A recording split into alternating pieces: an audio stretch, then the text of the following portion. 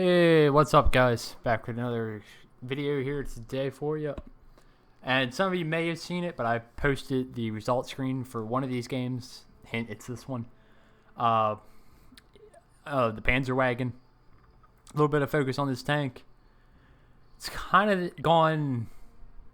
So I know in the relatively recent, I think it was the second to last video I did. I talked about the Wheezy 132 and how the balancing on that tank has been, well, it's been awful.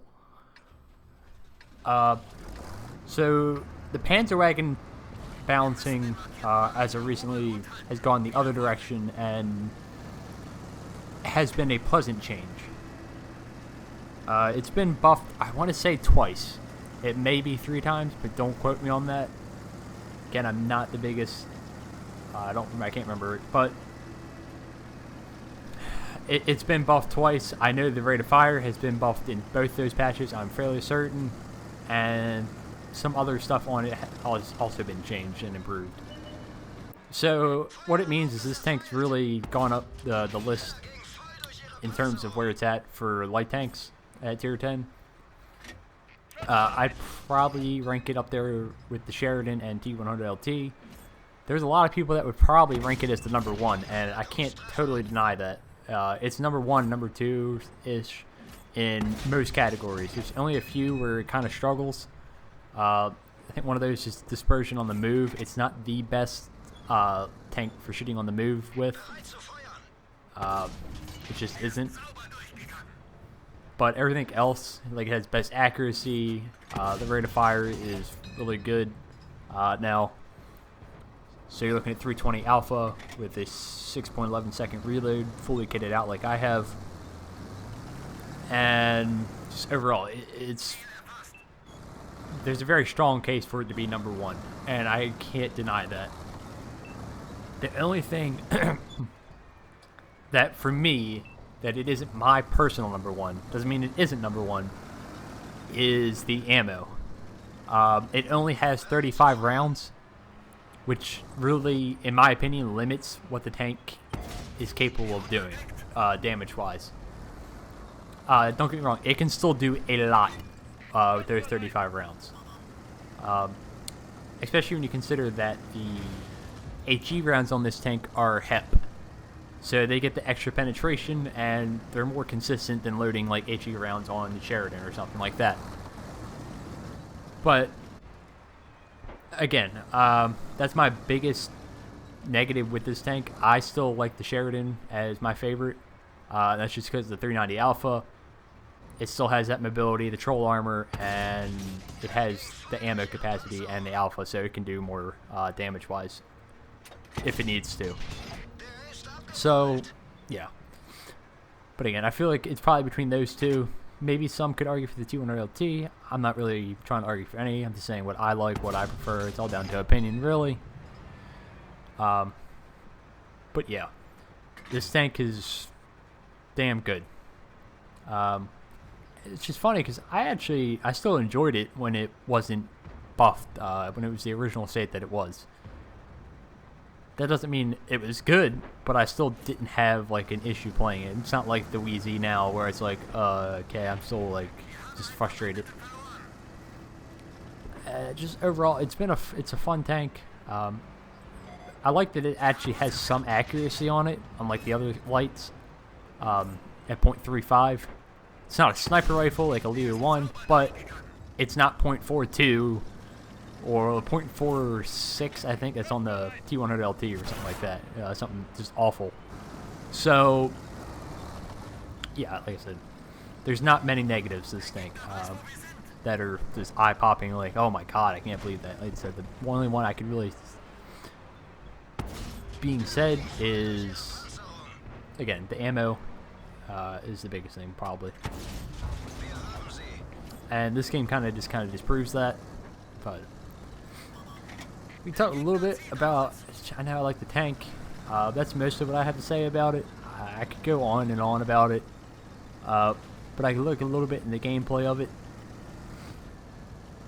Again, I'm going to wait till he stops. And something that I need to do more of, and I like identifying where I need to improve, is selecting ammo types.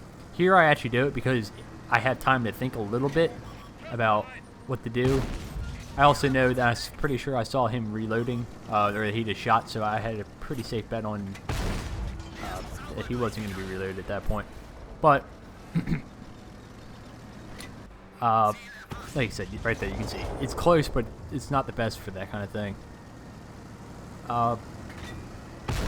Is selecting ammo types in situations on what tanks I'm fighting, basically. If I'm fighting squishy tanks, I can switch to the HEP rounds and take that to my advantage and take advantage of that. I could load more, but I don't feel like I do enough, and they're not consistent. I'm not going to consistently use them all the time. So, yeah, it's something I like to work on. It's something I can identify and just kind of practice. So, just overall. And it's about at this point in this game, I know I didn't talk much about the gameplay of this, and if somebody would like me to, I can, I guess, but this game was very relaxed. I basically sat in one position for most of the game. It's a very good position, and basically just kind of, I mean, it wasn't anything too difficult. Like I said, I didn't really realize how much damage I was on until I was engaged in that T69. And I saw 5,800. I was like, oh, okay, that's a lot. And at that point, I'm like, okay, let's see how much I can get into these guys. They're still pretty healthy. I'm like, maybe I can break 7K. Here, I probably should have kept shooting the IS-7. Just a little looking back at this. But, yeah, we would have got another shot of damage there or so. But like I said, that was a very, for the 7,000 damage in this tank is crazy. With 3,500 assists as well. In a game that wasn't close, really. There was a decent amount of good players in that game as well. We got the Scout Medal, so, you know, that's always fantastic. But it was a very relaxed and easy, quote-unquote, easy game to play, at least in my opinion. It wasn't like it wasn't adrenaline pumping like, oh, God, let me make these shots count. It was a steamroll, which to have that kind of game, and that it's rare, at least I think so. Usually these kind of monster games like this only happen in long, drawn-out games where it's usually some kind of situation like that. So instead of just making this a one-game video, I thought I'd show what it's like from the other spawn as well. I've had this replay for a while. A very long while. So I thought I'd show what it's like playing the other spawn. On relatively the same map. It's the summer version, but there's really not any real differences. There's not many, or not that I know of.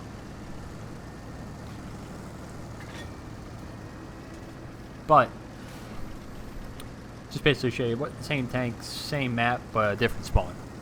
I think I've gone over this kind of a decent amount in a few other videos, but in case you're new, or, you know, just give you a different perspective on what to do against somebody using that other spot, and how you can hopefully try to win this spawn as well.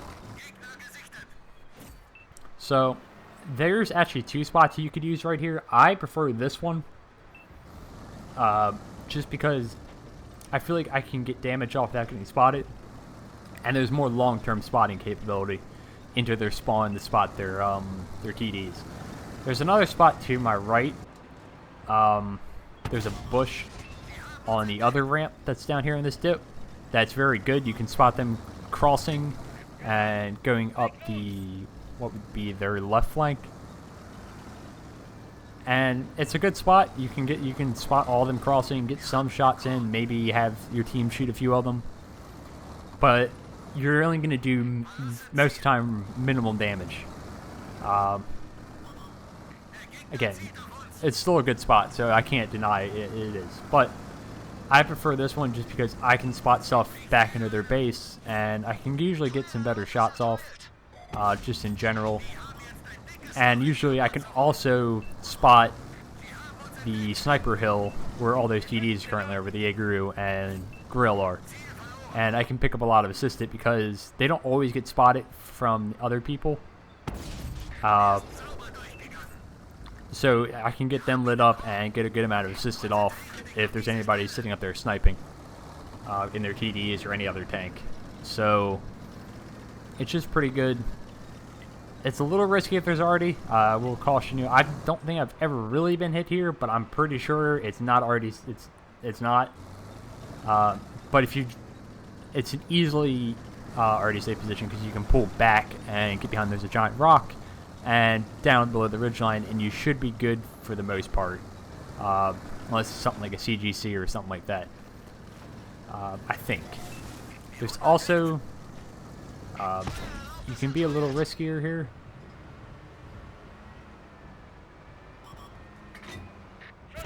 And this is, I don't know about this play right now, but once you kind of exhaust the options at that initial kind of position, you can move up to the left here a little bit, and hopefully you can shoot better than I can right now. Whatever the hell I'm doing, I don't know.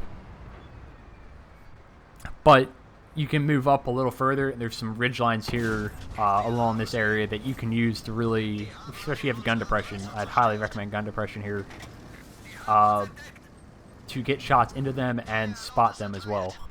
So it's just a good position for that. I said the other one, you don't have as much flexibility. There's not as many spots you can advance to, versus this one you can go kind of like call down and you can advance your view range forward, if that makes sense. So you can clear that initial spot, and then as you know the ghost is clearer, you can move up in this position and get more assisted and light up more targets further back in the base, basically. Like I said, I just prefer using this kind of this area if I can. So you're very safe overall. Like I said, I just like having this position, and I don't know why this game is still this close. This is several months old, and this also gives you the option to fall back if you need to.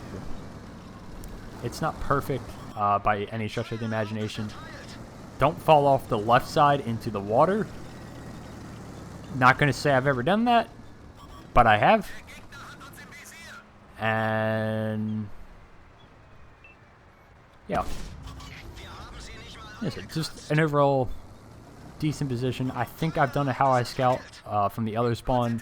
There's another few positions you could actually use from the other spawn as well. I don't recommend it often, but there's a bush right to my left right now that if you're in the other spawn you can also use. I don't really recommend it because you can, I don't want to say I don't recommend it, but I always like using that dip initially, just because there's always end up being people who cross and who I can get free damage into and hopefully track in the open.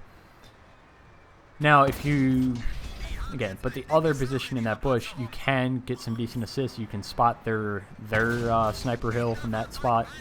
So just like this spawn where you have the ability to spot and get their snipers out of the way, the other spawn has that kind of position as well. So you have flexibility from both spawns to kind of do the similar type things. A little different. But these variants of this map are good for that kind of thing. The Amazon map is not good from this spawn. Just to preference that. I would not recommend using this spot or this kind of a tactic on this left side for scouts on the Amazon variant. I would, because the sightline is totally blocked by pipelines, random like buildings, new hilltops or hills and stuff like that, and you don't have very many sightlines on that variant of the map. So I'd actually more, if you're from this spawn that I was at this time, use that bush I'm talking about on the other ramp on the right side, and you can spot this area where I'm at right now, and a little to the right as they cross. That's still open and available. The other spawn definitely has the advantage on this map on Amazon scouting wise. So just something to note. But listen, one really good game. Another a decent game, pretty good game. 8,000 combined.